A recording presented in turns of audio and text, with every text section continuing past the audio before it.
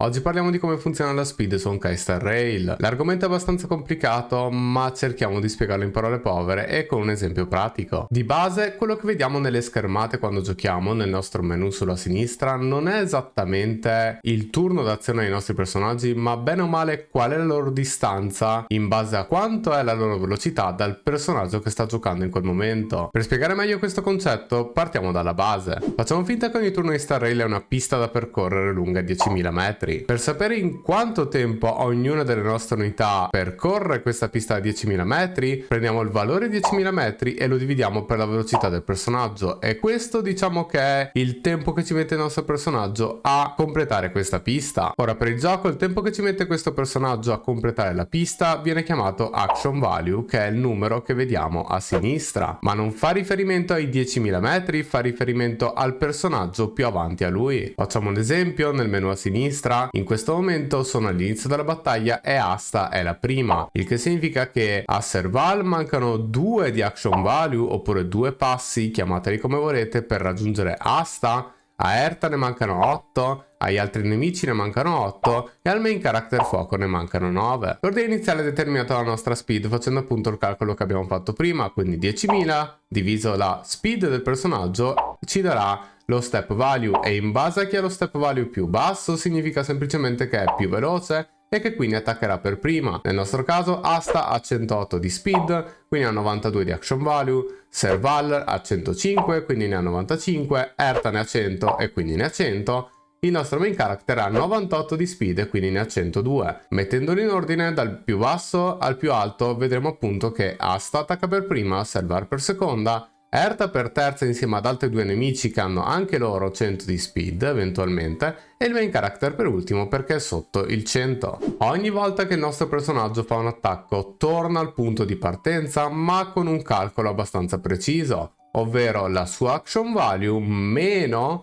la distanza del personaggio prima di lui. In questo caso, dopo che io attaccherò con Asta, ricordo che Asta ha un action value di 92. Dopo che avrà attaccato andrà a 92 meno 2, che è la distanza che aveva prima Serval da lei, visto che ora è il turno di Serval. Quindi dovrebbe essere 92 meno 2, ma siccome ci sono dei decimali viene sempre arrotondato per eccesso e viene fuori 91, e quindi ci troviamo col calcolo. Andando avanti con i turni di ogni personaggio scopriamo che il calcolo è esattamente lo stesso per tutti. Siamo di nuovo al punto di partenza dopo aver fatto una rotazione con tutti i nostri personaggi. Come vedete i valori sono cambiati, e questo perché ogni volta che un turno viene fatto il nostro step value o action value, come vogliamo chiamarlo, viene moltiplicato per il numero di turni passati. Quindi se ad esempio eravamo al turno 1, prima Serval era 2x1, adesso siamo al turno 2, quindi è 2x2, eccetera eccetera eccetera. Tutto questo ovviamente serve per dare il giusto ritmo e la giusta meccanica di velocità al gioco. Questo funziona solamente se non tocchiamo parametri come velocità o action value direttamente. Facciamo un esempio. Se adesso utilizziamo la ultimate di Asta, aumentiamo la velocità di tutti i personaggi. Pertanto il tempo che ci mettono questi personaggi a percorrere i 10.000 metri è molto meno rispetto a prima. Infatti questo permette poi al nostro main character di superare i 2 nemici. Ovviamente buff come quello della ultimate di Asta sono molto più utili quando i nemici sono molto più vicini e noi siamo molto più lontani. Lo stesso vale per gli avversari. Quando rallentiamo gli avversari diminuiamo la loro velocità e quindi diminuiamo quanti passi possono fare in un colpo solo, e pertanto anche quanto ci mettono a raggiungere il nostro primo personaggio. Lo stesso discorso vale quando li spostiamo direttamente dalla mappa. Nel gioco ci sono delle meccaniche come l'advance forward, ovvero che sposta il nostro personaggio da un certo punto specifico nella pista in cui stiamo giocando a un altro.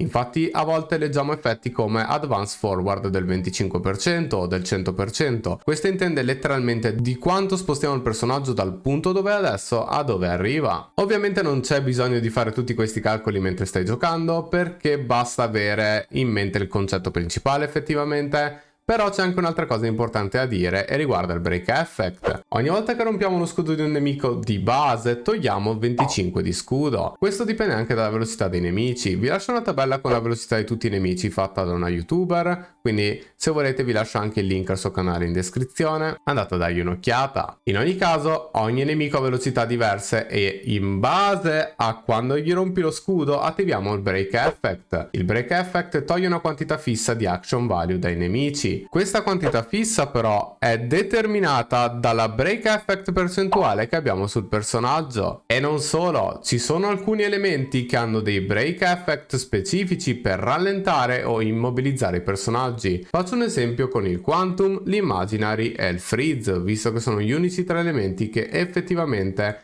impediscono o rallentano i movimenti degli avversari. Nel caso dell'Imaginary, quando rompiamo uno scudo di debolezza Imaginary con l'Imaginary, rallentiamo i nemici e li portiamo anche indietro nella pista, quindi abbiamo entrambi gli effetti. Gli rallentiamo sia la velocità con la quale percorrono la pista e li spostiamo anche indietro nella pista in cui sono. Stessa cosa vale per il Quantum, quando rompiamo uno scudo con il Quantum con un personaggio Quantum, togliamo una percentuale fissa di action value ai nostri nemici basato sul break effect che abbiamo, oltre all'effetto del break effect ovviamente, quindi i 25 di base. Nel freeze la meccanica è un po' diversa, ovvero che congeliamo i nemici, il che significa che non ritardiamo la loro azione ma non gli permettiamo di agire quando tocca a loro. Quindi quando il nemico arriva al suo turno ed è congelato, molto semplicemente non potrà attaccare. Ma non viene cambiata la sua posizione nella pista né la sua velocità. Per quanto riguarda tutti gli altri elementi, quindi fisico, fuoco, elettro e vento, non vengono applicati ritardi ai movimenti degli avversari, ma semplicemente viene applicato un dot che fa danno nel tempo. Ovviamente l'effetto del break effect di base, ovvero di togliere dai 21 ai 30 di action value fissi, rimane per tutti.